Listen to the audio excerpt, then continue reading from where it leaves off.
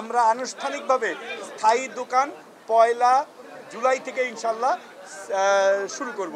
আমরা আমাদের এই কার্যক্রমটা আমরা টিসিবির মাধ্যমে জনপ্রতিনিধিদের মাধ্যমে যে কোন এলাকায় কয়টা দোকান এবং সেই দোকানটা পাওয়া যাচ্ছে কিনা ওনাদের রিকমেন্ডেশনের ভিত্তিতে আমরা চেষ্টা করতেছি 22 জুন এই তালিকাটা সম্পন্ন করতে। যেখানে সম্ভব হবে সেখানে আমরা জুলাই থেকে দেওয়া শুরু করব। যেখানে আমরা দোকান বা অনেক জায়গায় আছে, যেমন আমরা কিন্তু দিচ্ছি ওই জোনে, কিন্তু মাঠটা নিচ্ছি এইটা, তো এইরকম যেখানে আছে সেখানে হয়তো সময় লাগবে। বাট ইনশাল্লাহ আমরা আনুষ্ঠানিকভাবে স্থায়ী দোকান পয়লা জুলাই থেকে ইনশাল্লাহ শুরু করব। সিম্বলিক হইল সময় লাগবে। পেঁয়াজটা ঘাটতি নাই, পেঁয়াজ এখন আমাদের সিজন চলতেছে। আর পেঁয়াজ যেহেতু প্যারিশেবল গুডস, আমরা লোকাল কিনে দিতে চাই না। যেহেতু পেঁয়াজ যথেষ্ট পরিমাণে অ্যাভেলেবেল আছে, আমরা তখন সাপ্লাই বাড়ানোর জন্য বিদেশ থেকে পেঁয়াজ এনে পেঁয়াজটা দিয়েছিলাম যাতে সাপ্লাইটাই থাকে, ওটা সাপ্লাইয়ের জন্য ছিল।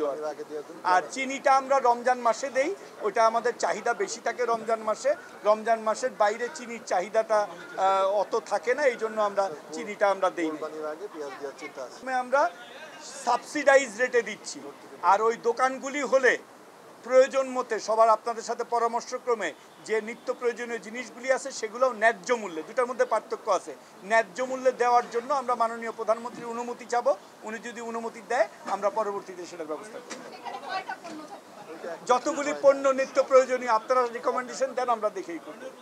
আচ্ছা, এখানে দুইটা জিনিস আমরা আবার বলি, আমরা যেটা করি এটা আমি আগেও বলছি, আবার রিপিট করতেছি, আমরা পণ্যের সরবরাহটা স্থিতিশীল রাখার চেষ্টা করি। উৎপাদক থেকে ভোক্তা, আমদানিকারক থেকে ভোক্তারা যেন সহজে সকল জিনিসের অ্যাভেলেবেলিটি থাকে, এটা হলো আমাদের কাজ।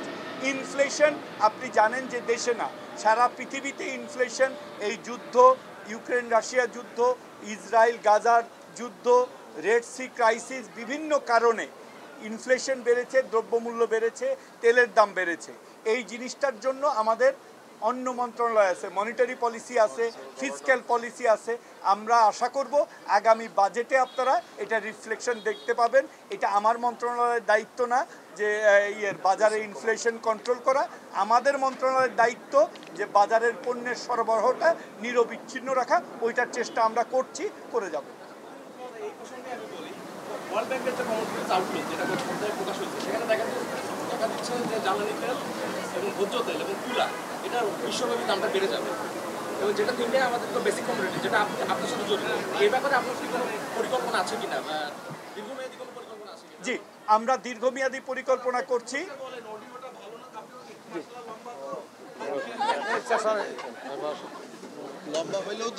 আমাদের সাপ্লাইটা স্মুথ রাখতে পারবো, এবং বিশেষ করে তেলের ব্যাপারে আমাদের নজরদারি আছে।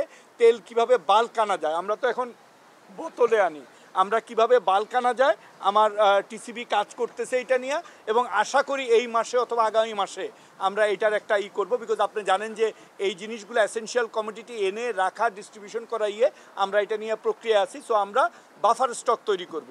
সিজন অফ সিজন, যেমন আমরা ট্যারিফের প্রস্তাব দিয়েছি যে যখন সিজনাল প্রোডাক্ট তখন একরকম ট্যারিফ থাকবে, যখন অফ সিজন তখন আমরা ট্যারিফ চেঞ্জ করে দিব। সো এই ডাইনামিক জিনিসগুলো আমরা করার চেষ্টা করতেছি। লক্ষ্য একটাই, লক্ষ্য হলো যে নিত্য প্রয়োজনীয় জিনিসের সরবরাহ জানি কোনো নিরবিচ্ছিন্ন থাকে, কোনো ঘাটতি না থাকে। এবং আমি মনে করি যথেষ্ট পরিমাণে পণ্য যদি বাজারে অ্যাভেলেবেল থাকে তাহলে যৌক্তিক মূল্যে আমাদের ভোক্তারা এই পণ্যটা পাবে। আপনারা দেখেছেন, এটা আমরা চেষ্টা করব সারা বছর চালু রাখতে।